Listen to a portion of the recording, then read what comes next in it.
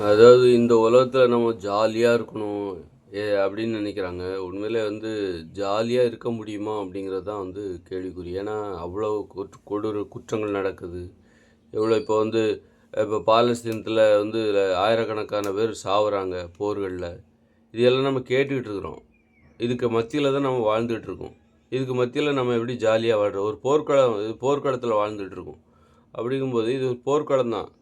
அதனால் அதோட பாதிப்பு இப்போ நம்ம வாழ்கிற இடத்துலையும் நமக்கு பயம் இருக்குது, அச்சுறுத்தல் இருக்குது. இப்போ உங்கள் ஊரில் ஒரு சிங்கம் வந்துருச்சுன்னு வச்சுக்கோங்க, ஒரு புலி வந்துருச்சு, உங்கள் ஒரு ஊருக்குள்ளே புலி வந்துருச்சு, சிறுத்தை வந்துருச்சு.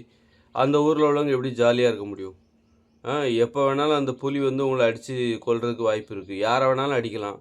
அப்போ நீ ஜாலியாகவே இருக்க முடியாது. ஒரு காடுகளில் வாழ்கிறோம், அங்கே சிங்கம் புலியெல்லாம் இருக்குது. அதுக்கு மத்தியில் நம்ம எப்படி ஜாலியாக வாழ்கிறது? அமைதியாக ரொம்ப எச்சரிக்கையாக வாழ்வோம். அதுபோல் தான் இப்போ இங்கே என்ன பிரச்சனை, எங்கே எதுவும் புலி வரல. ஆனால் நீங்கள் ரோட்டில் பாருங்கள், எவ்வளோ ஆபத்து இருக்குது. ரோட்டில் போனால் நம்ம ஆக்சிடெண்ட் ஆகிறதுக்கு ஆபத்து இருக்குது. கொடூரமான மரணங்கள் ஒரு நிமிடத்தில் நடக்கும். அப்புறம் இது ஒரு பிரச்சனை. இப்போ இதுக்கு மத்தியில் தான் நம்ம ஜாலியாக வாழணும்னு நினைக்கிறோம்ல, அது எந்த அளவுக்கு உண்மை, நாம் அப்படி நினைக்கிற அந்த நினப்பு எந்த அளவுக்கு உண்மை?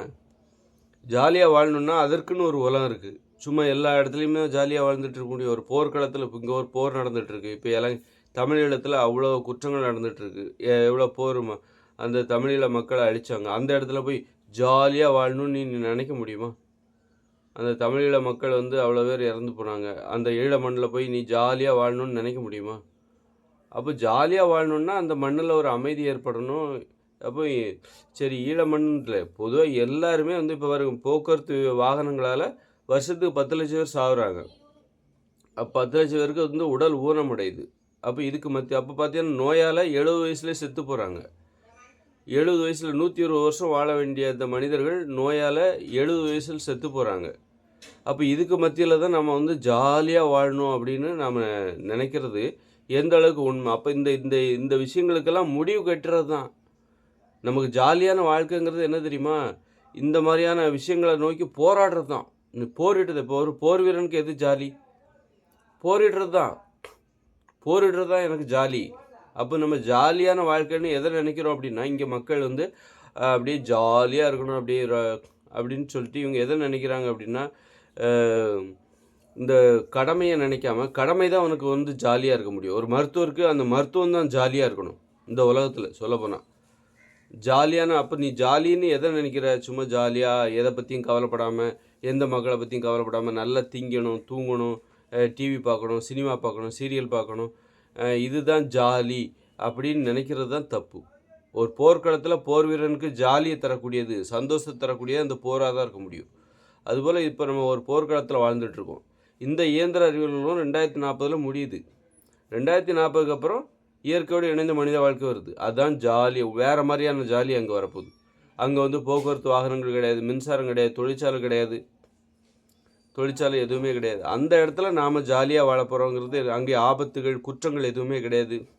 இனிமே பிறக்கிற பசங்க எல்லாம் அன்புக்காகவும் பாசத்துக்காகவும் இயங்கக்கூடியவங்க, உண்மையாகவும் இருப்பாங்க. உறவுகளுக்கு உணவு கட்டுப்பாட்டை கடைபிடிக்க போகிறாங்க. வேறு வழி இல்லை. நோயிலிருந்து பாதுகாத்துக்கொள்ள நமக்கு மருந்துகள் எதுவும் வராது. நாம் ஒவ்வொருத்தரும் தன்னைத்தானே பாதுகாத்துக்கணும். இப்போ மருத்துவமனை இருக்குது, மருத்துவர்கள் இருக்காங்க, மருந்துகள் இருக்குது. அதனால் நம்ம கண்ணா பின்னான்னு சாப்பிட்டுட்டு இருக்காங்க. அவங்க மேலே நம்பிக்கை வச்சு கண்ணா பின்னான்னு சாப்பிட்டுட்டு இருக்காங்க. இனிமேல் என்ன ஆகும் அப்படின்னா, உனக்கு மருத்துவர்கள் கிடையாது. 2040 இந்த இயந்திர அறிவியலும் செயலிழந்துடும். அப்போ மருத்துவர்கள் கிடையாது, மருந்துகள் கிடையாது, மருத்துவமனை கிடையாது, வேறு வழியே இல்லை. நீ தான் உன்னை பார்த்துக்கணும். அப்போ எப்படி பார்த்துப்ப? நீ மருந்து தயாரிப்பியா? நோய்க்கான மருந்து தேவையில்லை. உணவில் கட்டுப்பாட்டோட இருந்தாலே உனக்கு நோய் வரப்போகிறதில்ல. அப்போது ஒவ்வொருத்தரும் உணவு கட்டுப்பாட்டை கடைபிடிக்க வேண்டிய கட்டாயம் 2040க்கு அப்புறம் வரப்போகுது.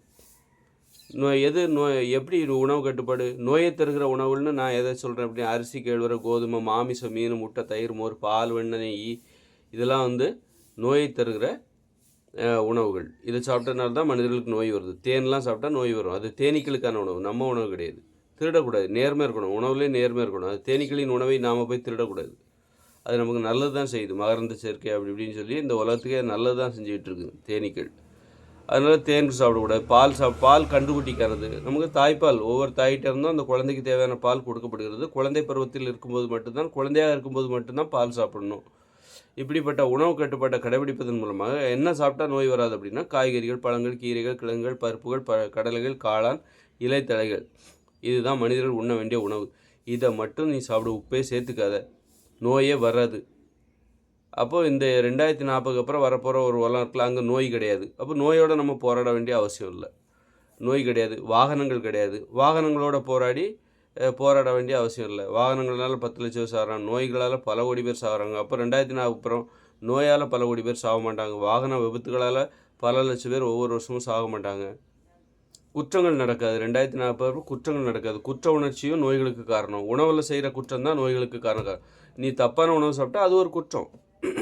இப்போ தற்கொலை பண்ணால் குற்றம்ன்றாங்கல்ல, ஒன்றை நீ அழிச்சிக்கிறது குற்றம்னா, நீ ஒரு தப்பான உணவு, நோய்களை தருகிற உணவுகளை சாப்பிட்டு நீ ஒன்றை நீயே அழிச்சிக்கிறது ஒரு குற்றம் தான்.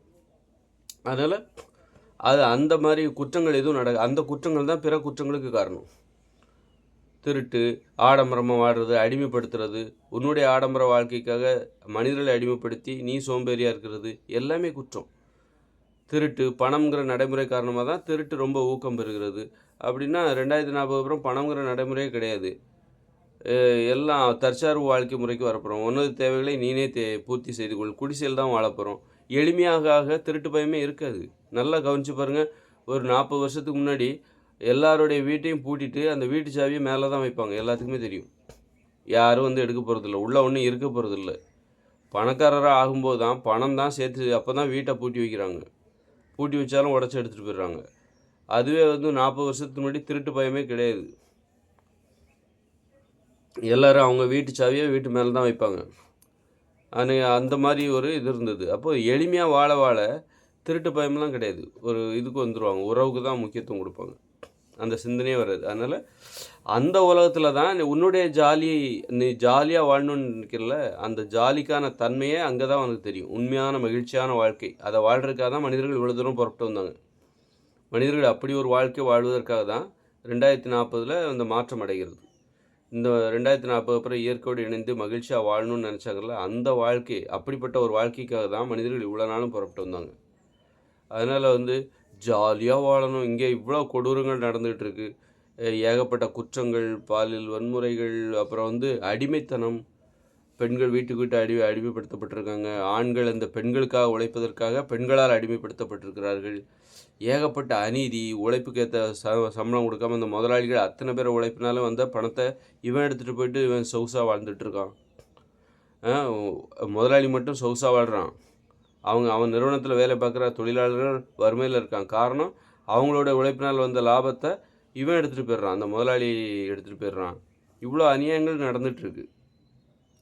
பிடிக்காத வாழ்க்கையை மக்கள் வாழ்ந்துட்டுருக்காங்க. அப்படி இருக்கும்போது இந்த மக்களை பற்றி யோசிக்கிறது தான் உனக்கு ஜாலியான விஷயமா இருக்கணும். மக்களை பற்றி யோசித்து அதற்கான தீர்வை கண்டுபிடிக்கணும். அதில் அந்த விஷயத்தில் தான் நீ ஜாலியை தேடணும். அதில் தான் நீ ஜாலி ஒரு மருத்துவர் எதில் ஜாலியாக, எனக்கு வந்து மருத்துவம் செய்கிறது தான்ப்பா ஜாலி, என்னுடைய மகிழ்ச்சிங்கிறது மருத்துவம் செய்கிறது தான். அதுபோல் ஒரு போர் வீரனுக்கு என்னது, அந்த களத்தில் நின்று சண்டை போடுறது தான் அந்த ஜாலி. கடமை செய்கிறது தான் ஜாலி அப்படின்னு நினைக்கணும். ஜாலின்னு சொல்லிட்டு சும்மா ஏதோ கடமைக்கு ஒரு வேலையை பார்த்தோம், சம்பாதிச்ச பணத்தை வச்சுக்கிட்டு வேலைக்கு தின்னோம், படம் பார்த்தோம், நல்லா தூங்கினோம், இதுக்கு பேர் ஜாலி கிடையாது. இதுக்கு பேர் வந்து ஜாலி கிடையாது.